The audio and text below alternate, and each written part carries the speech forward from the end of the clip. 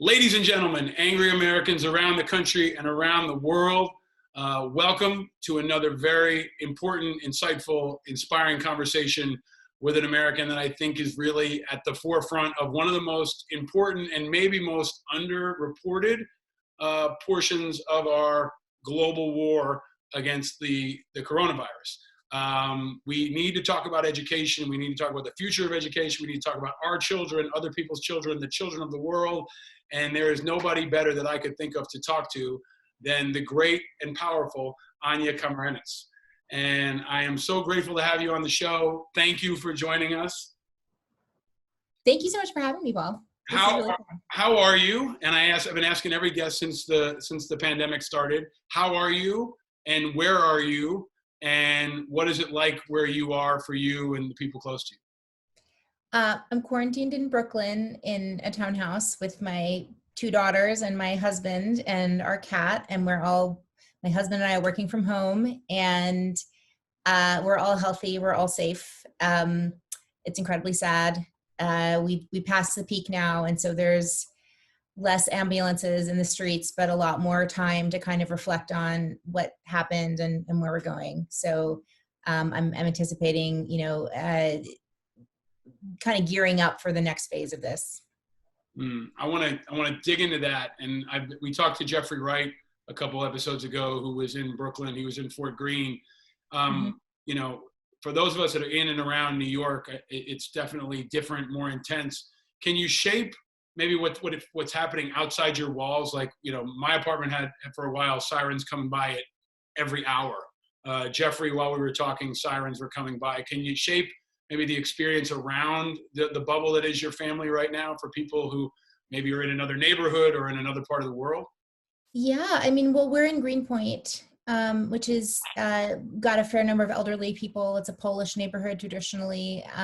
It's bordered very closely by Bushwick, which is a very high Hispanic population, a lot of undocumented folks, so a lot of folks that are having trouble accessing food and basic needs. And and then also bordered by some of the most affluent parts of Brooklyn, Williamsburg, and all of that. So it's really varied. There's everything from, the kind of, we go to like the bougie butcher shop that's become like the general store, and they deliver groceries to people that need them. And everybody goes out in their block and applauds for the essential workers at 7:00. But we also know that there's so much need going on. And I think that's really, it's been a great time to be in my neighborhood, to be honest with you. I feel like we've become closer as a neighborhood, and people see each other in the street, acknowledge each other more. I don't know, does it feel that way for you? It does, yeah. I was thinking about the last, it feels like another fight for the city. And, for me, maybe the most significant one was 9/11, but then there was Sandy. Then there were some, like I was deployed in the Army when the blackout happened. Right. But there are different moments that kind of bind everyone together. And I think New York's great about that. You can feel that really strong connective tissue kind of flex. I feel like that's happening now. And I think thankfully it's happening in other places too, but I've described it as a war. And I feel like there are some places that are front lines on the war, some that are emerging or starting, and some that are just distant and kind of watching it from afar. Yeah.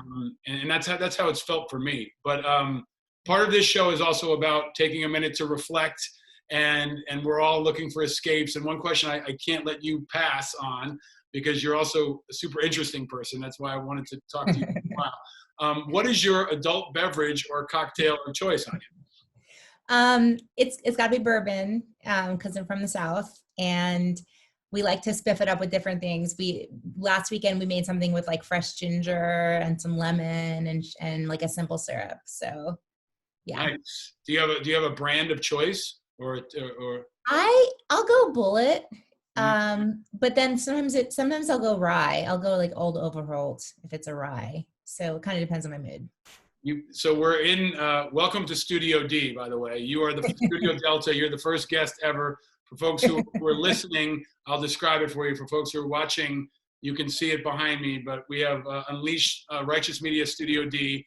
We've got the 69 Camaro behind me that still needs a name. We've got the New York State flag. We've got the American flag. But over here, over my shoulder, Anya, is a lot of bourbon and whiskey, all American made. Very and nice. and there is an old Willits Rye up there too. So Awesome. Rye is Awesome. making a comeback, and I Oh think yeah. this show is going to do all we can to try to support that. But another question we ask of all guests: when you were growing up, can you tell us, Anya, what was your first car? Uh, well, I didn't ever really have a car to my name, but I drove my parents' Camry hatchback, and I definitely crashed it. You did. I did. I did. I crashed it. I had a fight with my boyfriend, and in New Orleans, we have the neutral ground. So there's a lane of traffic, and then there's a midpoint and another lane of traffic. And I pulled out. I just did not look at all.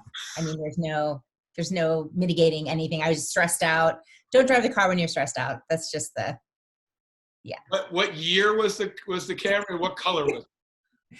It was white. It was kind of like a, blurby, dented white hatchback, very sensible type of car. And if that was 1996, then that car was probably in 1989. Wow. Excellent. Yeah. So this is why we ask the car story. There's never a disappointing answer to the car story, no matter who the guest is or what background they come from. I wish I could tell you something better. I mean, I had a friend in high school who had a Mercedes, and he used to keep a log of everybody he gave rides to, because Brian would drive, and he loved to have a new person in the Mercedes. So if you needed a ride, you could call Brian. He'd come get you in the Mercedes. Wow. All right. We might need to have Brian on the show and see what the log looks like. So Anya, I was trying to figure out while we were talking before the interview started, the conversation started, when we first met, but I feel like I've known you forever, like post 9/11, but you've been at Fast Company, at NPR, you've done TED Talks, you've been everywhere. But I've been so eager to talk to you because I feel like you have evolved with the times, and you consistently stay ahead of the national conversation on whatever it is, whether it's technology, education, the pandemic, and your reporting and your books continue to do that. But where did you said you wanted to save it when we were recording. Where did we meet first? Well, I just have to say, I feel the same way about you, Paul, and it's been amazing to see your evolution and the leadership that you've shown for the communities that you are a part of, and the success that you've had. I just think it's really, really awesome, sincerely. But we first met at a book fair. It was some kind of political related thing, and you had just come out with Hungry Ghosts, and I had just come out with Generation Debt. And so I think we were like placed almost side by side at this book signing situation that had something to do with some political conference. Wow. So we met as fellow authors, which is like really kind of a nice thing. Yeah. I mean, and you've written many books since. I have not. But that book was so good, Paul. It was such a good book. Well, I think the same about all of your work and all of your books. So I want to kick off the conversation about what the future of all this looks like. And I think I read one of your bio descriptions where it said you talk about the future and education, right? Yes. And those are what you're passionate about. And I want to dig deep into that. But can you set the stage for us? This is, I think, maybe more important to the future of our country and our world than anything else. It's not something that I'm hearing the president talk about, not hearing many leaders talk about. But just as a starting point, we talked to Tom Colicchio about how the restaurant industry has been hit. We've talked to Jeffrey Wright about how the entertainment industry has been hit. We talked to David Aldridge about how sports has been hit. So can you frame it up for us, please, Anya? How has education been impacted by the pandemic in your view so far? So at the height of this pandemic, 95% of children around the world were out of school. So just start there. That has never happened before in the history of formal education. It's never happened in a rich country unless you count London during the Blitz.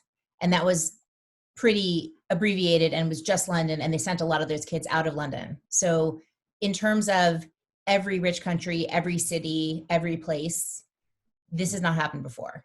And the interruption, we do know from looking at smaller scale disruptions like Katrina. I'm a New Orleans native, so we know that it has an enormous impact. So even just a few weeks of being out of school can lead to months down the road. It can take years for kids to make up the learning that they lose, not just because school is closed, but because it's a society-wide disaster, and there's economic disruption, there's political disruption, sometimes social unrest. So yeah, it's massive, and we are not talking about it as much as we need to, because education serves so many important functions in our society and for our kids.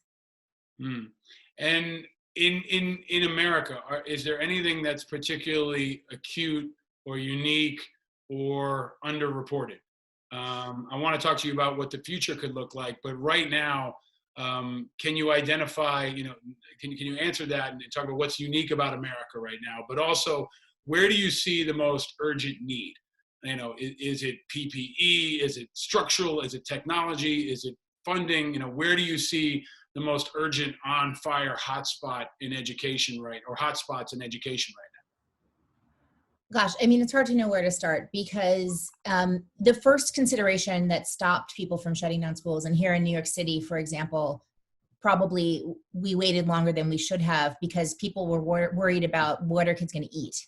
So we have this shameful situation where we have 30 million children that rely on federal food assistance through the school lunch program. And now school lunch workers and lunch ladies have been turned into frontline workers giving out food. And so that's been an incredible pivot by an organization that nobody thought was capable of that kind of innovation, right, in such a short period of time. But it's not enough. And we know that kids aren't getting the food that they need because their parents are afraid to leave the house, or they're worried because they're undocumented, or a million other reasons.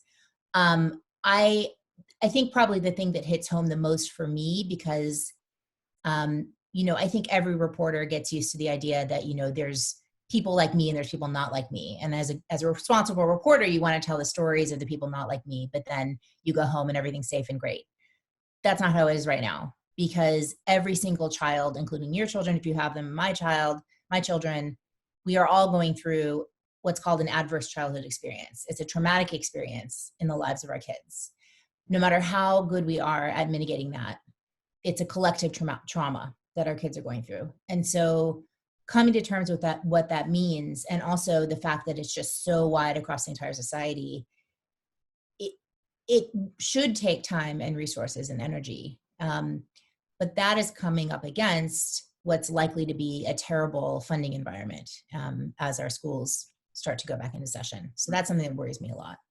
So we focus a lot in this show, Anya, about leadership. And I've been extremely critical of the Secretary of Defense Esper and the Secretary of Veterans Affairs Wilkie for being invisible, for being reactive. I don't think that they have a national strategy to fall under from the president. But as I have this discussion in preparation for this discussion with you, the person who seems even more invisible is the Secretary of Education. Like, I don't see Betsy DeVos up there. I see the MyPillow CEO, and I see the CEO of CVS. And for a long time, we didn't see the Secretary of Defense and the Secretary of Veterans Affairs. We kind of see them once in a while now, but I don't think I've seen Betsy DeVos a single time at the lectern in the White House. Maybe I missed it, but can you talk about, this is a defining moment for her. She's been under fire from all sides. In my view, she's really ripped toward in the veterans and underprivileged community around defending bad actors in the for-profit space at the expense of the GI Bill, for example. But what's your view? Where is she? And how do you think she's doing? And what could she be doing? Or what could she be asked to do by the president that maybe she's not being even directed or asked to do right now? So the unique situation with this secretary is that her entire career has been about alternatives to public education. She does not believe in public education. She believes in charter schools, private schools, religious schools, vouchers, and homeschooling. That is what she cares about. That is what she talks about. That is what she funds with her own money. And so the paradox of having someone in charge of public schools who doesn't like public schools or believe in public schools. I mean, it's kind of like putting an oil executive in charge of the EPA, right? So, it's not unprecedented for this administration, but now at this moment, you see that, her voice is very muted.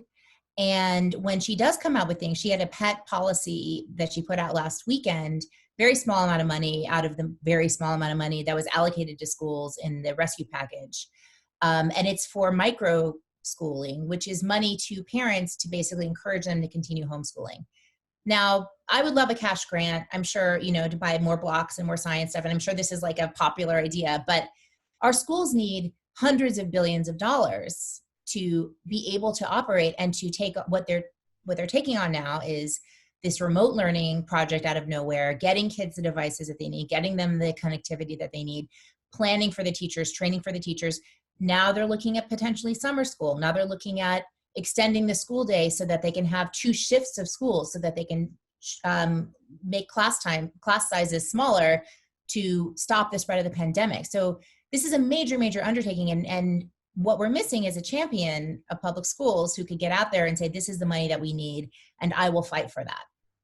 Yeah, I mean, I was a fan of Arne Duncan, and I'm an independent, but I loved how Arne Duncan always seemed to be a champion for students, or a champion, or at least made you think about it, right? The saying in the Veterans Affairs Department was always that the Secretary of VA was supposed to stand for Veterans Advocate, and you were supposed to advocate for all veterans in the whole world, not just the ones that use your hospitals. And I feel like Arne Duncan, I remember him playing in the celebrity NBA game, right? And during All-Star Weekend, he was out doing the talk shows. He was making you think about education. And DeVos has been kind of one of those quiet, behind-the-scenes slashers, in my view, like, and really experimenting and or damaging many of our critical components of government that now we need so much. But what she hasn't been doing, in my view, is just making us think about it, right? We're thinking about if you have kids or you care about kids, but there's not that forced conversation. But the piece that has emerged is Trump always finds, a populist thing to slash at, and he picks Harvard. Right? And he says, okay, Harvard got too much money. But we are now functioning in an environment, whether you believe in them or not, where private schools of all kinds seem like they're under pressure. If you don't have a big endowment, if you're dependent upon revenue from housing and room and board. So, Anya, in your view, what does the future of colleges look like, private colleges in America, and all the way cascading down to, the elite private schools in New York City? Are we going to see a wave of collapses and bankruptcies among private institutions? One that I know about that was near my alma mater, Hampshire College, and one of many others that may shut their doors because they can't sustain themselves anymore at a time when the education cost is going higher and higher and higher. So what does the future of college and private education look like in your view, Anya? So it's a little funny for me to be in this position, because I wrote a book about the changing face of higher education 10 years ago. And I went out as an advocate, really just trying to explain to people what I saw as the huge pressures on this sector. And here we are 10 years later. It kind of took a while for the iceberg to hit, but this really is such an incredible convergence of it's not only the financial pressures on colleges, it's not only the uncertainty of whether and when they can return to offer that in-person experience, but it's, they've forcibly driven the entire higher education system online. And how many students are going to decide that that's where they want to be, or that's where they want to stay? Whether it's out of choice or necessity or a combination of both, the colleges that are going to come out of this looking really good are the ones that already know how to educate students at scale online and give them a relatively good experience. And there's a handful of institutions that fit that bill. I mean, I'm thinking about Southern New Hampshire University, Arizona State University, Western Governors University, all of which come at it from different angles. So you have a state university that pivoted, you have a startup nonprofit, and you have a brick and mortar private campus that was really totally transformed by a visionary president into this behemoth online. And so they can scale and scale and scale. They don't have any physical limitations. And so why wouldn't students go to those online situations if they don't know whether and when they can safely return to their campuses? So I think that it's going to be extremely detrimental and a real cold winter, for these universities. If I were looking at it from a leadership standpoint, I would say, what do we need out of this sector? What do we really need to be able to do and be able to provide? Obviously, we need healthcare workers. We need to be able to train an incredible number of healthcare workers in the next year and a half. Probably it's community colleges that have the capacity to do that. There's a huge clinical hands-on component to a lot of healthcare work. So you can't do it all online. You can do some of the coursework online, but you have to have a practicum and be there in person. So those relationships are really strong. Then, obviously there's a research component, the medical research, basic scientific research. A lot of times that needs to go on in person. So how do we continue to fund those basic efforts? And paradoxically, one of the articles I was reading recently compared this time in terms of its stress and pressure in the existing system to the GI Bill. Right. Because the GI Bill exploded the number of students and completely overwhelmed the existing structure, and you had to build huge numbers of new campuses to accommodate it. Well, this is a destructive force, but it's still destructive change. And there are going to be definitely institutions that adapt and expand as well as ones that drop out. Anya, do you think it's going to deepen the cleavage that exists between the rich and the poor in that, when I went to college, it was an entirely intimate experience, a small liberal arts school where we played on the football team and you had club sports and you had a central dining hall and cultural houses when everybody was on top of each other. And those schools like Amherst and Harvard and all the others are going to have to adjust. But is it going to be a situation where it's going to be more expensive for them? And the only ones who are going to be able to have that kind of white glove opportunity are going to be the wealthiest and the ones that can, get knee-blind admission, that sort of thing. And many other folks are going to end up at University of Phoenix. I mean, how do you see that unfolding? And I'm also wondering, are we going to see a wave of bankruptcies in your opinion? Like, it feels like we're starting to see retail giants go down. Neiman Marcus just went down. Virgin Airways went down. Are we going to wake up and find out that, Colgate is gone or that, Brown University is gone? Is there going to be somebody that is going to surprise us that you think could collapse in the next year or two? So I do think there's going to be financial collapses. I think there's going to be mergers and closures within state systems. I think one of the biggest places where there's authority to close, right, is these kinds of state systems where you have 2 or 3 regional college systems and they're kind of overlapping and there's another college 50 miles down the road. So I wouldn't be surprised if some of those start to collapse a little bit or merge / close down. Colleges tend to be the largest employers in their regions and in their small towns. And so they have a huge base of support for that reason, as well as being part of the tax base, although it depends because they're nonprofits. But, so people have been wrong before in predicting confidently the collapse of hundreds of institutions, on the order of hundreds. But I wouldn't be surprised if we see quite a few bankruptcies and closures and maybe some that we wouldn't expect to see. Anya, we ask this of all our guests. I mean, you are an incredibly objective journalist. You're a thought leader, but you're also a parent. You're a New Yorker. You're surrounded by the pandemic, and I think you're also positively influencing the response. But everybody's had a different kind of emotional response. And we ask every guest, and I'll ask you, Anya Kamenetz, your last name is so tough. I know you know this, but Kamenetz, right? Am I getting that right? Anya Kamenetz.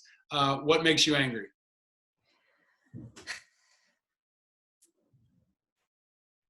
I'm getting really angry now at the way that people try to adjust their view of what's happening in order to wall themselves off from the humanity of other people, including the people that are literally keeping us alive from day to day. I think that the way people cope, and I understand this, is they close their circle of empathy. And they say, well, these are the people I care about. These are people like me. And these are the people I don't care about, the people that are not like me. But the more I hear people talking about reopening and talking about what about the economy, the more I'm like, you have eliminated from your mind the possibility that you might be one of the people that's vulnerable, and you want to psychologically cut yourself off from vulnerability. And that's a fear-based reaction, so I get angry at it. I also just wish that people could talk about it and think about it a little bit more, Anya, you wrote a fabulous piece about what schools may look like in the future, right? I think it was a 9-point plan, right? Yeah.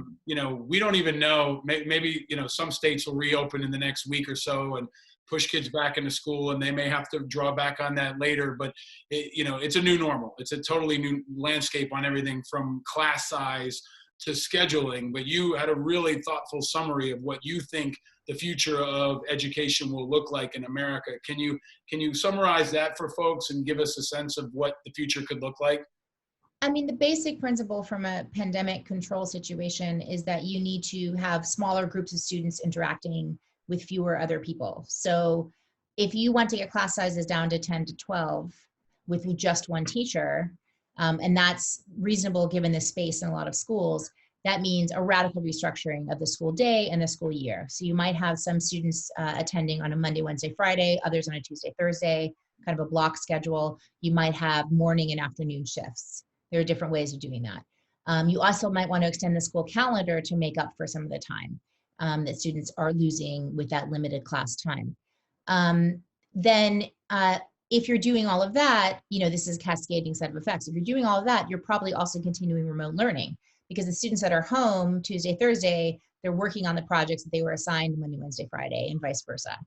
And the remote learning is also going to continue because we're going to continue to have shutdowns. There's going to be future waves of the pandemic leading to school closures. That'll be a leading edge thing that people will do when infections start rising again. So just like we have snow days or we have tornadoes, we're going to have a pandemic closure.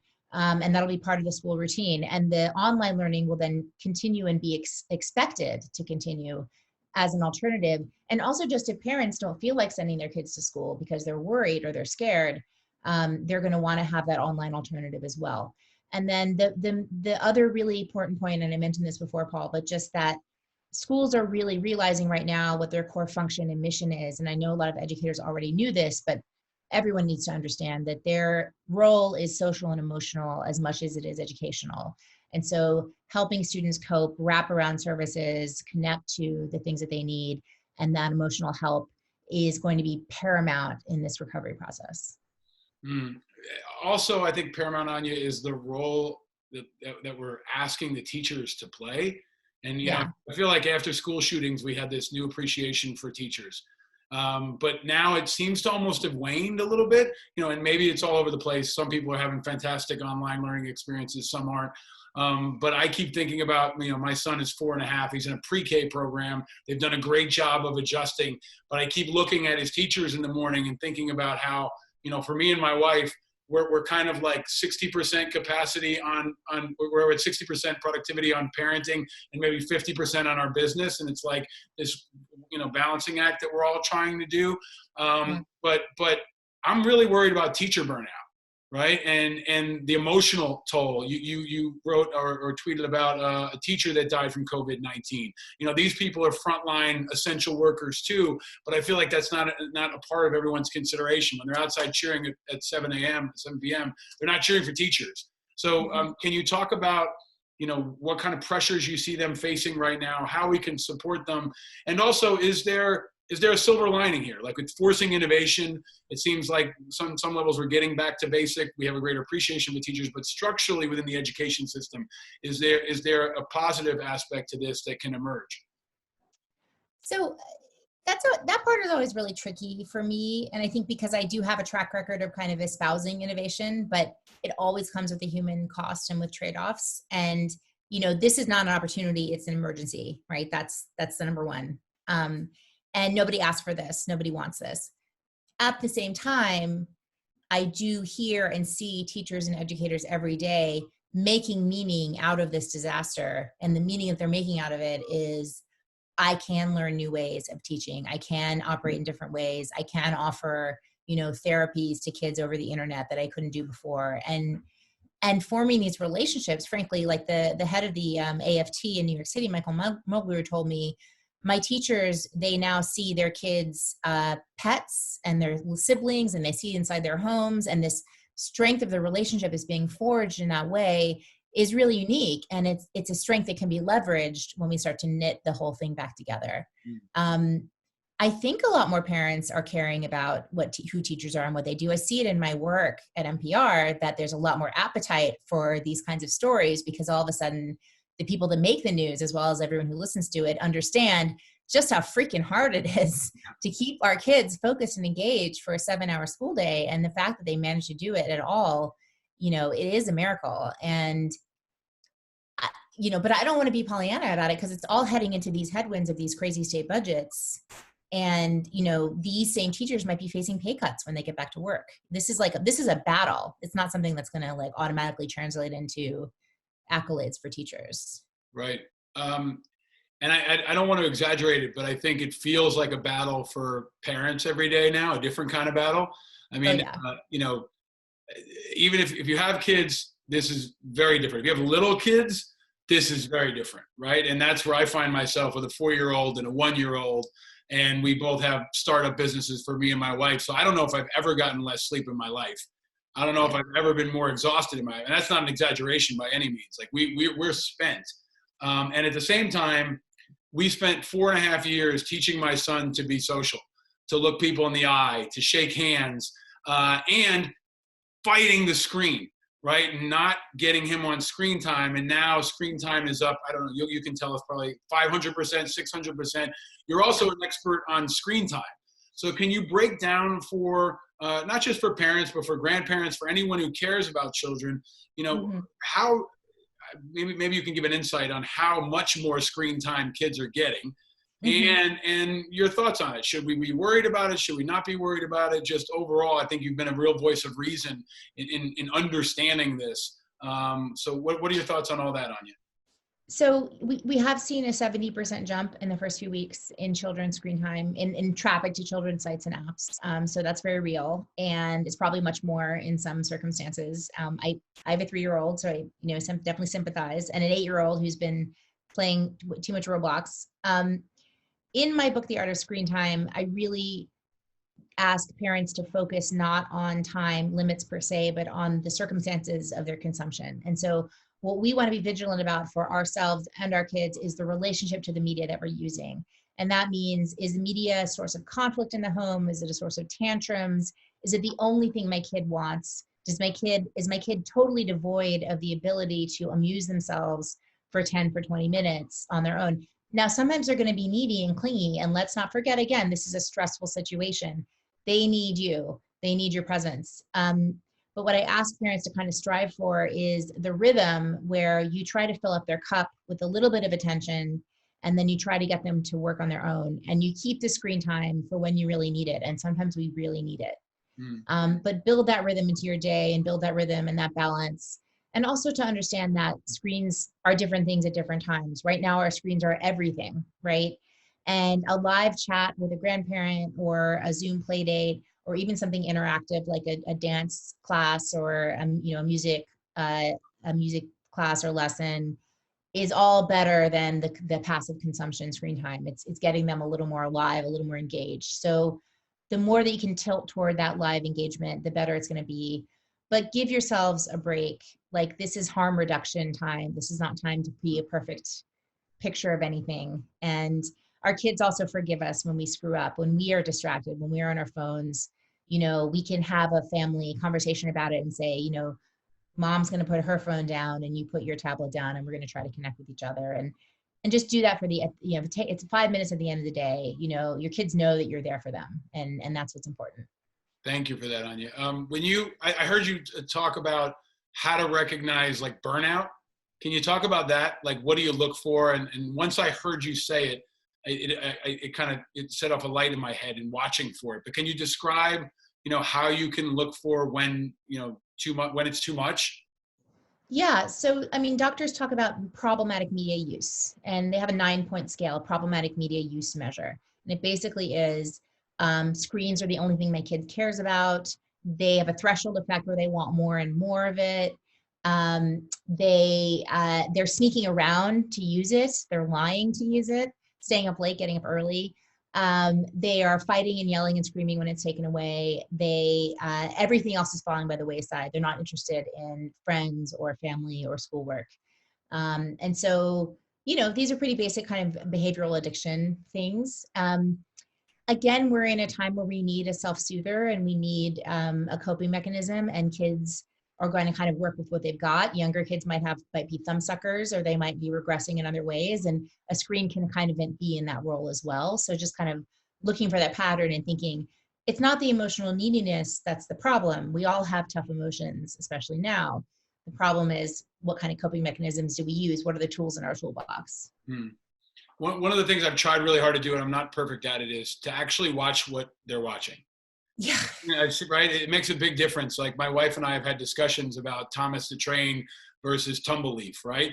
And, I watch some shows and I say, wow, like I love Tumbleleaf. Tumbleleaf is positive and it's diverse and the music's great. It doesn't make me want to bang my head against the wall. Yeah. And then, there are things like PJ Masks, which feel like an explosion in my brain. But I'm trying to watch it and think about it with him and talk about it with him. But is there content that you recommend? One, like Khan Academy for kids, the smaller kids, I've really been impressed by, but there's a gamification of the education. Are there any resources or even content that you would recommend that you think is high quality or premium?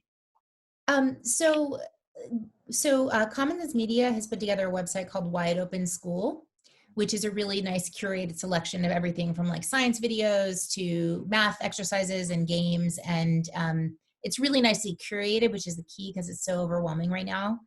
A resource that I recommend is Go Noodle, which is a lot of like physical activities for kids, which is really good, kind of shake things up. Also, they have meditation videos, which are really nice. In the realm of apps, I'm a fan of Tokaboka because they do these kind of like non-linear apps that aren't gamified. They're kind of just more exploratory.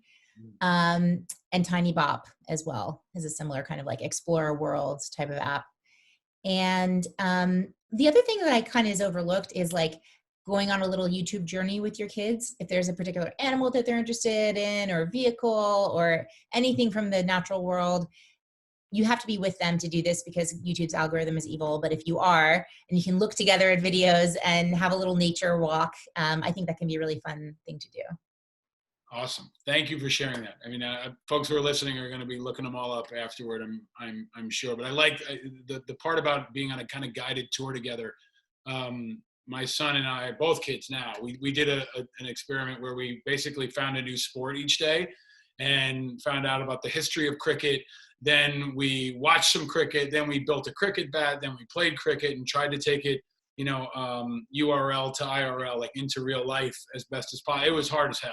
But being on that journey, but at the same time, I mean, it's really hard. One of the things I've tried to do is block my son from commercials. I mean, I will pay a little more. I will go a little farther to get content that isn't infiltrated with commercials. But then the other thing I did, and again, I don't have shit figured out, but I'm trying to help him make sense of this, is when he does see an ad, I ask him, what are they selling you?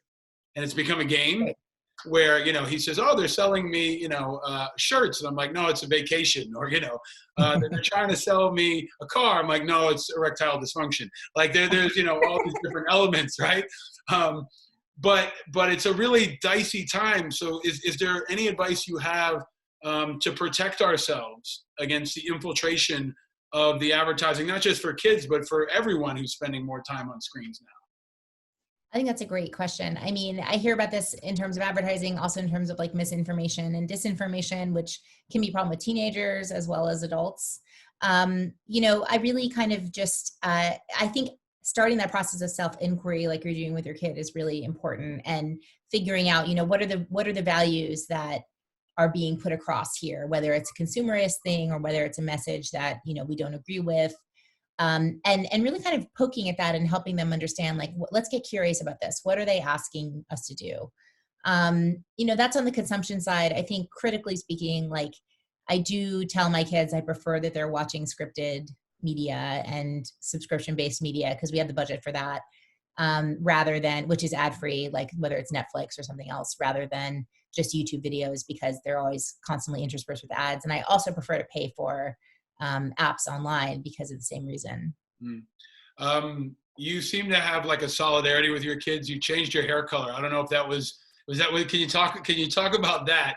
And also the other question I wanted to ask you is the thing that I'm wrestling with, and I know many parents are wrestling with, is maybe the most disturbing content that I see on a regular basis is the president. And he is everywhere. My son now has opinions about Donald Trump, and he knows his voice. He recognizes his face. I grew up under Ronald Reagan, and then with Bill Clinton, and they were everywhere. That the president is everywhere. But now, maybe even more so, and maybe even more disturbing. So I'll give you the easy question and then the hard one. So talk about your hair color change, if you would, please. Because I'm by no means any expert on hair. And then what are your thoughts on how do you talk to your kids about a president who tells, who's nasty and is mean and is vindictive and curses and all these other things? And I've tried to make him the anti-example. I say, don't be like him. I say, he's the bad kid in class. Don't be that guy. But what are your thoughts on that very wandering and difficult question? It's rough. That's rough. Okay. Hair is much easier. So listen, all the salons are closed. I don't have to do any keynote addresses. All my travel this spring was canceled. So I decided to have the hair that I wanted when I was 13. And I did do my daughter's hair too. So that was really For fun. folks who are listening, can you describe the color? Oh yeah, sorry. So it's like it's a little bit of a mermaid, My Little Pony situation with some teal and some purple, a little bit of lavender. Yeah, It's awesome. That's exactly what it is. It's like the My Little Pony lavender and blue. Yeah, and you have a unicorn also on I the do. wall I behind you. do have my Part of your unicorn on setup, the wall right? there. I saw that we Yeah. were getting ready, which I've never seen on the wall, which I think is really Well, cool. they're illegal now. This is before the hunting regulations came in. So. Okay, so we are all who knows what the president's going to make illegal tomorrow, but how do you deal with him being everywhere? So the research has shown that there is a change in bullying patterns since the president came into office, as far as children in school parroting his rhetoric, his racist rhetoric and anti-immigrant rhetoric, and using that to bully other kids in school. So this is a very real thing, very influential. And the way that I talk to my kids about the news, first of all, I don't play the news in the background. I don't play the radio or the television in the background. We don't have a television. So I try to filter, and I still have young kids, so I can do that. But it doesn't mean they don't know about it, because they do see the New York Times and they see things around. So I do talk to them about, we're going to look for the helpers in every situation. And we don't really talk about bad guys. There's bad guys on TV, but bad guys is not a real thing in the real world. You have people who make bad choices. They make bad choices for lots of reasons. One of the reasons we talked about last night was like stereotypes being beliefs that people have about other groups of people. And again, this goes back to dehumanizing and not understanding that everybody's a human being. So, some of this comes from my kids, like Sunday school. Some of it comes from their grandparents. Some of it comes from us. This is moral instruction, and moral instruction, there's a level of moral development where whatever is the person in charge is doing is okay, right? That's kind of an authoritarian moral development. And I believe, and I think philosophers say that like a higher level of moral development is I read and I think and I listen and I decide for myself what is right and what is true, regardless of what the people in power say, Yeah. And so pushing our kids along into that level of moral development is where we all want to be one day, which is everybody's connected, everybody's a human being, everybody has an equal right to exist in this planet, and people who don't think that are they're mistaken. I love that. That's one of the many things I'm going to take with me in my backpack after this conversation, because I remember on the playground when the teachers told us that superheroes were not allowed because it created the good guy, bad guy division, right? And nobody wanted to be the bad guy. Or the person who didn't want to get the bad guy was ganged up on. So it created, I've really tried to resist superheroes because that's such a delineation and there is such a world of gray. But that's a really, really thoughtful approach, and I really, really appreciate it. I want to ask you one last question that's just deep in the education world. Graduations are happening now or not happening now. The president, in my view, has recklessly decided to bring the entire senior class of West Point back to New York in the middle of a pandemic, risking not just their health, but I think our national security. Like ISIS would love to have 1,000 of our future officers in one place at risk, and he's doing it voluntarily, which is really disruptive. I think the Air Force and the Coast Guard did distance graduations where they were spread out. I think the Naval Academy has done it virtually. Can you talk just about what this time is like? This is a time when people had been thinking for their entire lives that they were going to walk down an aisle and the grandpa was going to hug them afterward, and that's all blown up now. So your thoughts on, humanity is a great way of evolving and adapting, but it's also traumatic, right? And I think a real sense of loss in the same way funerals are. I remember somebody saying to me when I graduated from college, and I was not that excited at the time, or he said, it's not for you, it's for everybody who helped you. And they don't have that shared experience right now. So what are your thoughts on graduation right now?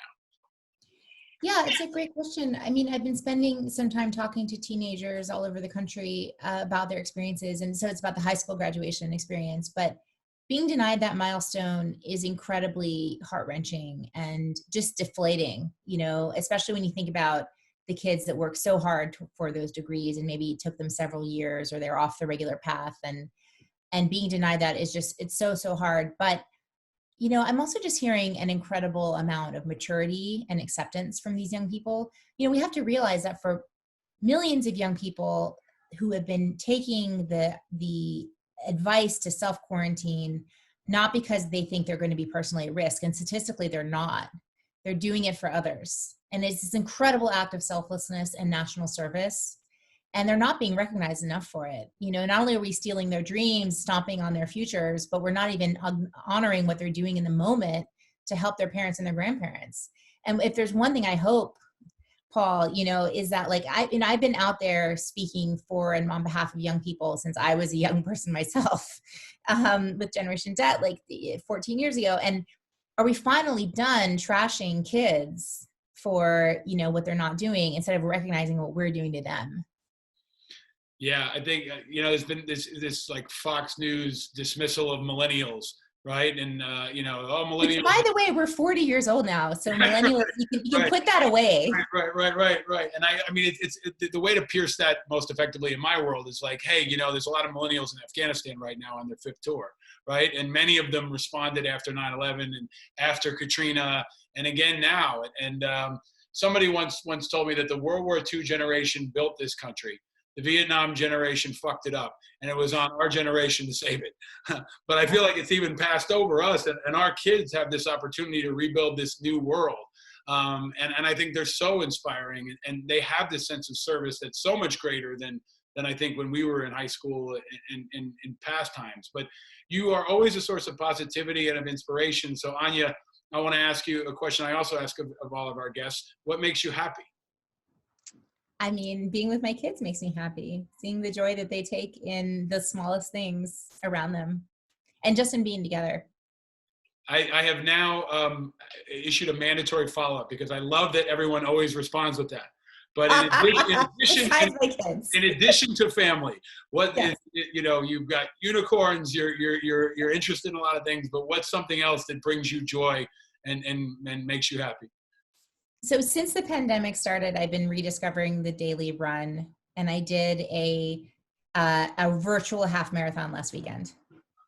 And so that, I could say that it brings me joy, but what I really am saying is that if I skip a day, I am crushed and my whole day is ruined. So I'm just kind of addicted to running. That's kind of how it is right now. How can you explain to folks who maybe don't running in New York City is like literally like I envisioned the movie 1917 when the guy's running through a mine, like through a battlefield, right? Because you're watching out for other people. You maybe got a mask on or you don't, but like you're a social scientist. You understand this the human experience. What's it like running in New York City right now? Well, you have to be careful about where you go. Greenpoint's on the industrial border of Brooklyn. So I have a route that takes me around construction sites and cemeteries and over the Pulaski Bridge, and in some very not very frequented areas. So in exchange for inhaling little diesel fumes, I get my road to myself. I love it. Last question in this space, I just want to ask, what should folks look for or look to? We always ask the folks in our community to stay vigilant. Where would you direct their attention to in the next couple of weeks and next couple of months that your expertise gives you unique insight into? Well, what I would like to see happen, and what I think as a condition of America getting back to work, something has to be done with our children. And so then the question becomes, how is that going to be done? Is it going to be done kind of under the table and in cash and with a lot of gig workers and people whose safety is not taken care of? Or is there going to be some kind of push to adequately retain and keep people safe that are taking care of our kids? Because we're not going to get back to work without childcare. So somehow we got to square that circle. Yeah, I think that's really important. Everybody's saying get back to work, and that's easy if you don't think about the kids, because the schools. I mean, I don't even know how a public high school in New York City would do 10 kids in a classroom. I mean, you've thoughtfully work that through. But just it's just another element of the incomplete plan that's come from this White House and at a national level. Are there any international examples that seem to be working well or show signs of hope? I mean, New Zealand is now claiming that they've beaten the virus and they've won, but any international examples that you think are particularly noteworthy? I mean, Denmark's, as I noted in my piece, has been opening back up with their schools, starting with the younger kids first. Israel started with the special education classrooms, which are already smaller classrooms, and those are kids who need specialized attention. So I thought that was a smart way to go about it. We do see that Chinese classrooms are starting to open up again, getting students in to study for the all-important high stakes exam that they take, which was postponed this year. And so, they're doing the basics. They're doing masks, they're doing temperature checks, they're doing hand washing and guidelines. I think the really unanswered question in all these cases is, what does the social realm of school look like? Can kids play 6 feet apart? What do those relationships look like? So it's going to be a watch and learn type of situation for sure. Anya, you have been such a powerful voice of insight and inspiration. I think especially in times like this. I mean, I was telling my wife that we were having this conversation, and she just, I can't wait to hear what she has to say. I really feel like you're a leader of the moment, and all of these contributing factors and books you've written are kind of coming together in a position where you can really powerfully lead and guide and even soothe this country. So I want to really just thank you for that. We can't do it in real life, but it is time for the presentation of the gifts. So I'm going to virtually present to you some gifts. So first off, you've got some swag coming your way. Yay! Angry Americans here, made by the veterans of Oscar Mike. So I'm going to do this virtually, throw it to you. There you go. All right. And it's coming over. And then we're going to also send you the sponsors of the show, Bravo Sierra, Made in the USA. They support veterans as well. We've got antibacterial wipes that If you can't get a shower in after your run, you can use those if you're juggling little kids like I know you are.